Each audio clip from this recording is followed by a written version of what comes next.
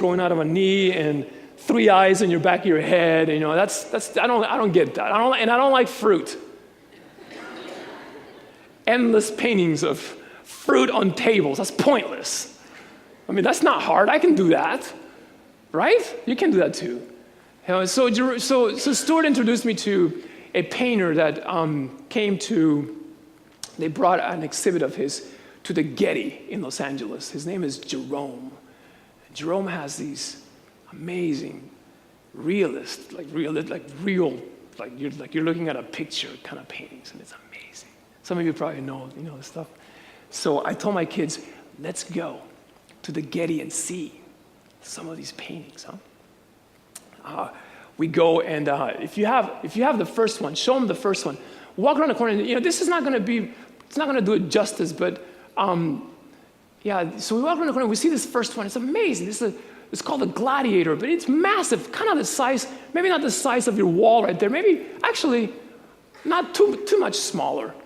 Oh, look at it, Gladiator, killing a person, and you've got you've got the emperor sitting in his little perch up there, and everyone's looking around at the scene, giving the thumbs up or thumbs down. You've all seen Gladiator, the movie. You know what this is about.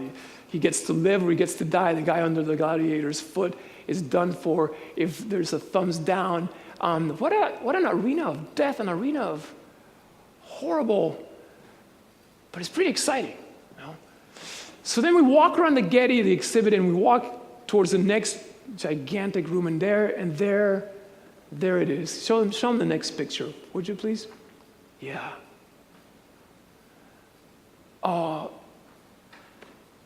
So here I am, a grown man. I explode into sobbing at the Getty, and my kids are trying to distance themselves from me, thinking, who is this guy? I just couldn't, I know it's some artist's imagination, but it's when you're standing in front of it, it's so real. You can see, it's called The Martyrs, and you can see the Christians burning on crosses around the edges. You can see the elders standing praying as they all know they're about to be devoured by the hungry beasts coming out of below. And then there's a little girl, you can't see it probably from where you are, a little girl kneeling on the end here who looks, if you look at it close up, it looks just like my daughter, Alexandra. And I wondered, what were these people thinking about? For years, when they were being slaughtered in this place, what were they thinking about? My God will provide all your needs. Do you think they were thinking that? Here's some more observations. Paul is a deformed, completely he's deformed and broken, scars everywhere, writing from prison, about to die. But he says, rejoice, rejoice, my God will provide all your needs. The safest place you can be is not the middle of God's will. Okay? Can we just say that? That we're never promised health, wealth, and prosperity. We're promised meaning. We're promised more life. And what Paul was talking about is something way beyond what we can comprehend. He was talking about real joy. And he had it because he knew Jesus, the Christ. Paul knew Jesus is a person, not a philosophy or worldview. Paul knew that Jesus is not some proposition. Paul knew he's not a list of do's and don'ts. Paul knew that Jesus is a person that can be known. He can be worshiped. He can be embodied. He can be enthroned. He can be followed. That's what Paul knew. Our deepest and most profound needs are found in the person of Jesus. They're met in the person of Jesus. What do you need? And think about this. What is it you really need? What do you need? Do you need an iPhone, iPad, MacBook Pro? clothing? What do you need? A boyfriend or girlfriend? What do you need? Can you say when you're looking for a mate in life, for those of you who are single, can you say, my God will provide for all my needs? Can you really say that? I tell students back home, run to Jesus, and when you've run to Jesus for a long time, you've broken a good sweat, and you're running to Jesus, look to your left, to your right, and whoever's running next to you, marry that person. Because when you're running towards Jesus, you're making a claim. You're saying, he's enough for me. And the person who's running next to you is making the same claim. What do you need, a husband and a wife?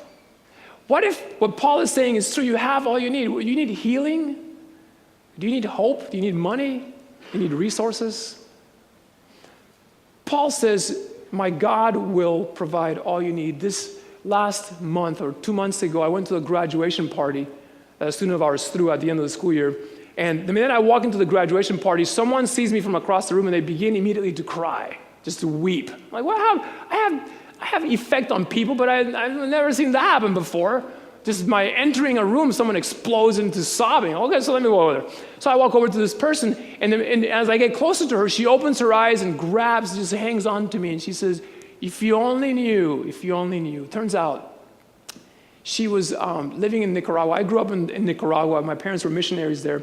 And I grew up there during the Civil War, and my parents left the country as the Civil War was getting really horrible. And this is a person that we knew. As a matter of fact, apparently I was a Bible boy in her wedding. I carried the Bible up, and after we left, during the war, her entire family was wiped out. All of them. Husband, kids, everyone dead. When she sees me, it's like everything was resurrected in her mind. And after talking to her for a few moments, I asked her, so how did you make it? How did you survive through all of that? She said, I had Jesus. I had hope. We had a student that came to our campus, and I teach a class for students who come from faith backgrounds that don't understand who we are, so they're required to take my class before they can take any other classes, which is fantastic. I get to introduce them myself to all these crazy things that we do, like we don't eat pork. What? You don't eat pork? What is that about? So I get to be the one that explains why. I love this role, except for this girl came into my class, and she heard me talking about some of these things. My God will provide all your needs. And one day in the middle of the term, she comes up to me and she says, well, I just want you to know that I came to this university to get a degree in the sciences so I can go on to a professional school. I didn't come for you to be indoctrinated. I didn't know what you were about, but I just want to tell you, I don't believe any of this stuff. And let me tell you why. Because God has not provided anything for me.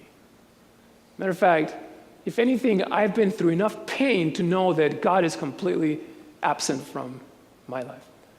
So I asked her more about details of her life, and she said, well, when I was growing up, my mom, she developed a habit, and she could only pay for the habit by pimping herself out. And eventually, the habit was so, it required so much money that she began to, when I was 9 years old, she began to pimp me out.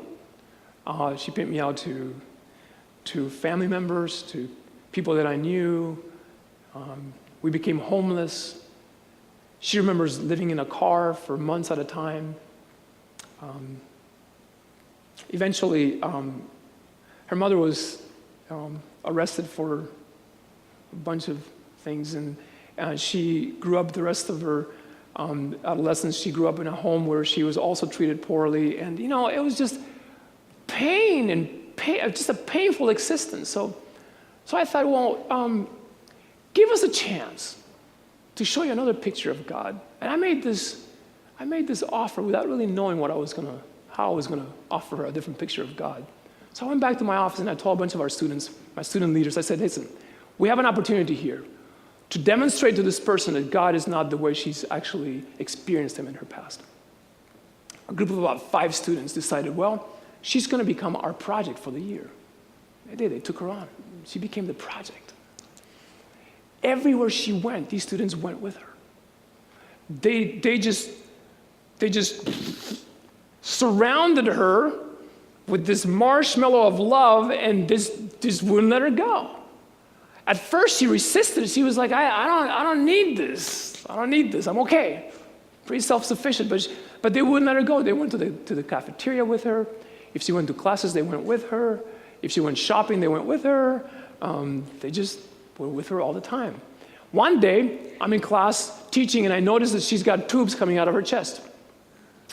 After class, I went up to her, and there's no polite way to ask this question, so I just asked her, why are there tubes coming out of your chest? Now, how do you begin that conversation? I just said, well, tubes, chest, why? And she explained to me that she had several conditions that were looking kind of grim, and she said, I don't know how much longer I have to live. So I went back to the little team, and I told them, you guys, it sounds like we don't have enough time. It sounds like we're running out of time. Oh, so they turned it up, man. They were just, wow. Cherish is her name, deteriorated pretty fast. And by the end of her first year, she was already on a wheelchair. And these friends decided that some of them would drop classes so they could have more free time to just spend with her and just love her and be the real tangible hands of Jesus in the world to her. And she began to respond to this. To the point where she actually began to come to worship services, and she began to ask questions about Jesus. And one day at my house, we had a bunch of students over. I invited Cherish to come over. She was there sitting in a wheelchair in my backyard. It was a rare, beautiful afternoon. I say rare because there was no smog for some reason. Smog, you don't know what smog is. Smog is this layer of protection that we have in Southern California where I live. It protects us from the harmful rays of the sun, which you don't. Do you have that here? You don't have that here. This is why you get more skin cancers and other things here, because you don't have that. Actually, no, kids, smog is a bad thing. I'm joking. It was a beautiful spring morning when it's kind of cool. The smog goes away, so they were all outside. Cherish is parked, her wheelchair's parked next to the little backyard that we have, and they're playing games, and they would come inside and they would eat stuff that Shelly prepared, and when college students are done with what you've prepared, they go to your pantry and they clean it out.